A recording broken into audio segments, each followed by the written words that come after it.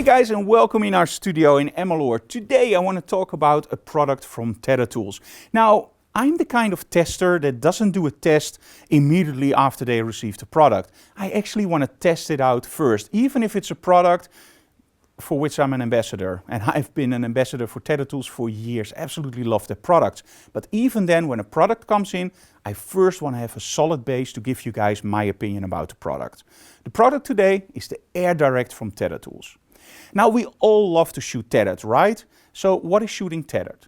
Tethered means that you have a cable or connection between your camera and the computer. For example, Lightroom or Capture One or whatever software you want to use. The main advantage is if you make a picture, it will immediately show up on the monitor. And it means that you don't have to go to your model or your client like, look, nice image, right? No, they can see it on the big screen. Now, of course, cables are great, right? And we have a lot of solutions from Tether Tools that gives you great tethering options. For example, the TetherBlock, that you don't break the port on your camera if somebody yanks out your cable.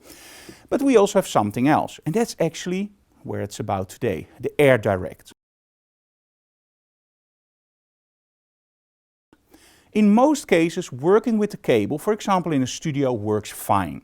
But sometimes you also go on location, you want to move around. And then shooting to a laptop or with a cable can be a little bit tiresome. One, the output of the laptop is often a little bit dim for outside. An iPad Pro, for example, gives way more light, or your phone. And of course you don't want to drag your cable over all those dirty areas. Wherever you shoot, cables will get dirty or damaged or wet. So wireless should be awesome, right? Well, most cameras nowadays, including the Sony, have wireless inside. So why do I make a review about this? Well, the wireless inside works great in my bedroom, in the hotel room, even in our studio. But as soon as I go on location, I often found out that I can't make a proper connection, it drops the connection, the speed goes down, or it just crashes at all. So, in all honesty, let me put it this way, in 50% of the cases it works like a charm, in 50% it doesn't, and I don't want a solution like that. But I also don't want a solution where you are limited. I'm used to Capture One or Lightroom, I'm used to connecting my camera, seeing everything appear, changing settings, and then getting my images in, just like with the USB cable. And that's why it's important to buy something like the Air DIrect.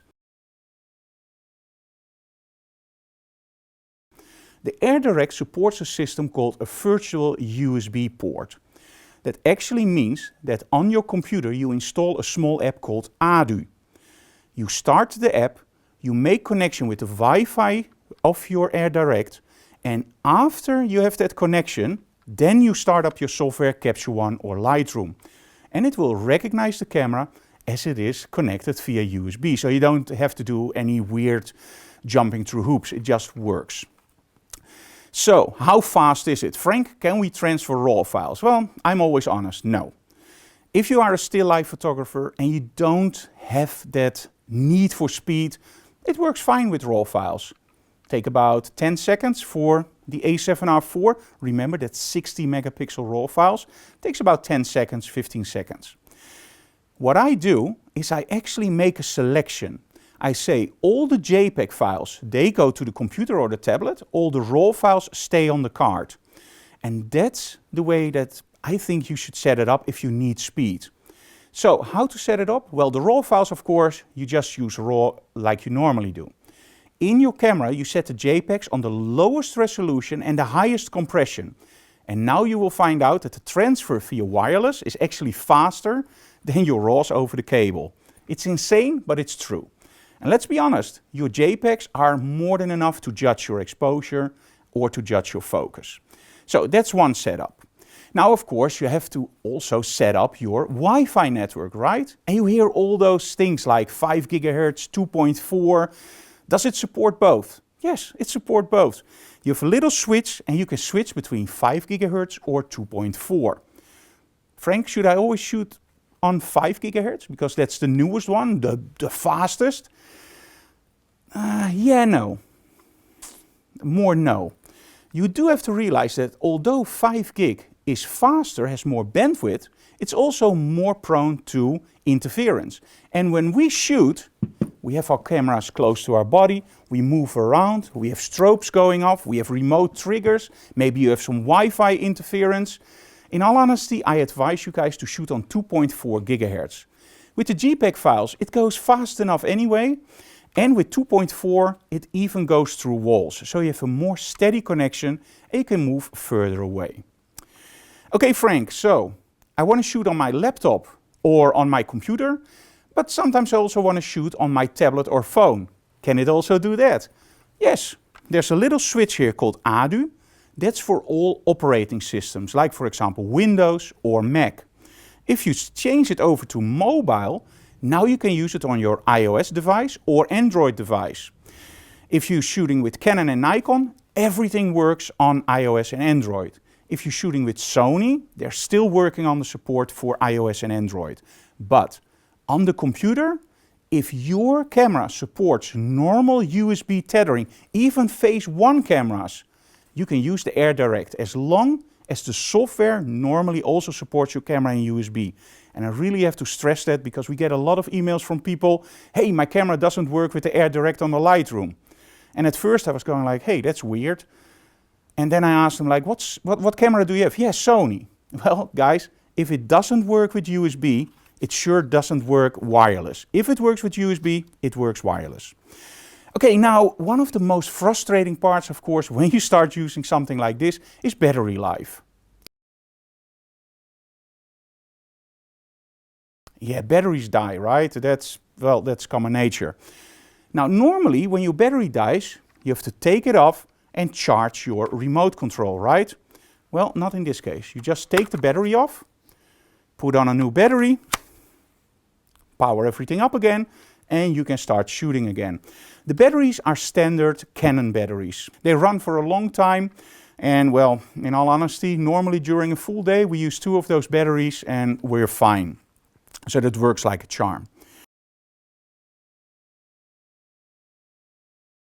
Okay, here you're asking, Frank, another frustration is, I got this new thing in, I take it out of the box, I'm totally enthusiastic, I just spend a lot of money on it, I want to connect it. Oh, no cables. Tether Tools got you covered. 5 cables, and if your cable isn't in here, you must be shooting in phase 1 because that's the only cable that they don't deliver. And you can order it separately, of course. But these cables should cover almost every camera on the market. And in all honesty, even the Sony cameras are supported with cables.